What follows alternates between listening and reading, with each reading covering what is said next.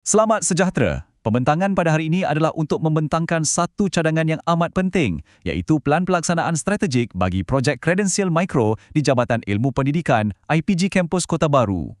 Baiklah, ini adalah agenda kita pada hari ini. Kita akan mulakan dengan memahami apa itu kredensial mikro, diikuti dengan punca kuasa yang menjadi mandat kepada projek ini. Seterusnya, kita akan menelusuri setiap fasa pelaksanaan secara terperinci daripada perancangan sehinggalah ke peringkat pelancaran. Dan akhir sekali, bahagian yang paling penting, kita akan bincangkan pulangan pelaburan strategik yang bakal kita peroleh. Jadi, untuk memulakan, mari kita lihat bahagian pertama bagi memahami konsep teras di sebalik projek ini. Jadi, apa sebenarnya kredensial mikro ni? Bayangkan ia sebagai satu bentuk pensijilan pembelajaran yang lebih kecil, lebih pantas dan sangat tertumpu. Tujuannya adalah untuk memberikan pengetahuan dan kemahiran yang sangat spesifik dan relevan. Sebagai contoh, seorang guru mungkin mahu menguasai kemahiran gamifikasi dalam bilik darjah. Daripada mengambil satu program ijazah yang panjang, beliau boleh mengambil kursus kredensial mikro ini dan dapatkan pensijilan khusus untuk kemahiran tersebut. Itulah kekuatannya. Seterusnya, mari kita fahami mengapa projek ini bukan sekadar satu idea yang baik, tetapi satu keperluan strategik untuk institusi kita.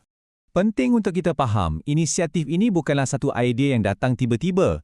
Ia adalah manifestasi langsung dan tindak balas strategik kepada Pelan Strategik IPGM bagi tahun 2026 hingga 2030, khususnya di bawah teras 1, iaitu untuk memperkasakan penawaran kursus dan meningkatkan kualiti pendidikan. Jadi, projek ini adalah pelaksanaan mandat tersebut. Dan inilah dia pelan tindakan komprehensif kita dari awal hingga akhir. Seperti yang dipaparkan, keseluruhan projek ini telah distrukturkan kepada 5 fasa yang sangat jelas. Ia bermula dengan perancangan pada bulan Januari dan diakhiri dengan pelancaran rasmi pada bulan Mei 2026.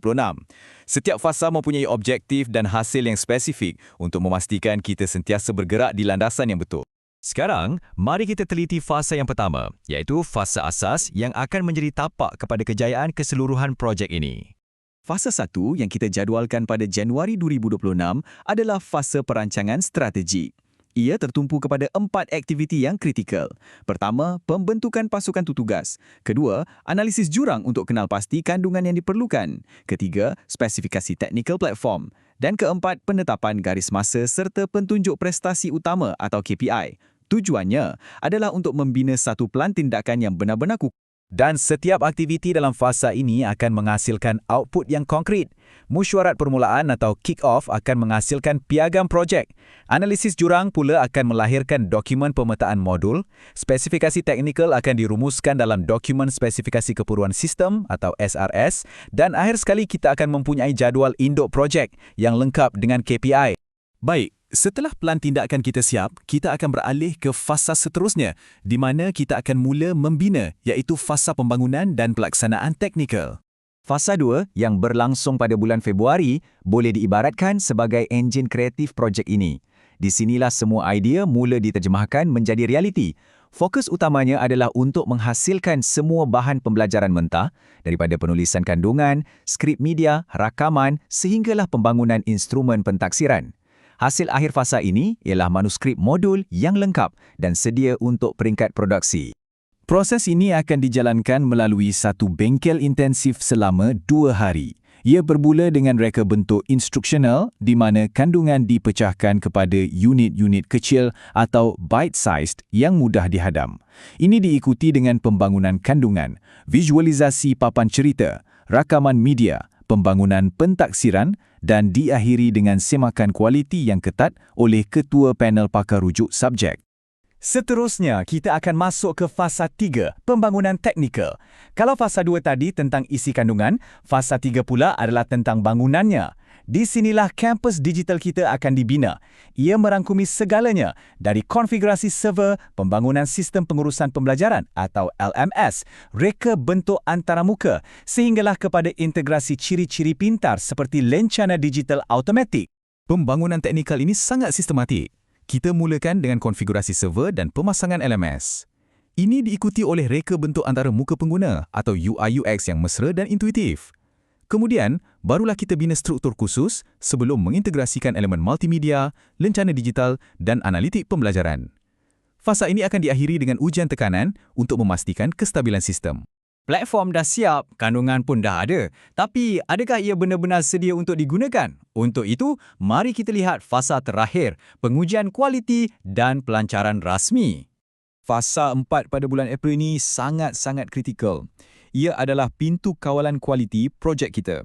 Ia merupakan satu protokol pengujian dan validasi yang sistematik untuk memastikan platform ini bukan sahaja berfungsi dari segi teknikal tetapi juga mesra pengguna dan berkesan dari segi pedagogi sebelum kita lancarkannya secara rasmi.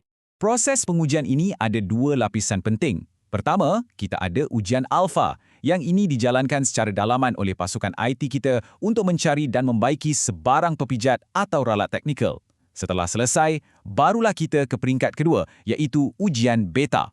Di sini, kita akan serahkan platform kepada kumpulan pengguna sebenar, para pelajar dan pensyarah untuk mereka uji dan berikan maklum balas kritikal mengenai pengalaman pengguna mereka.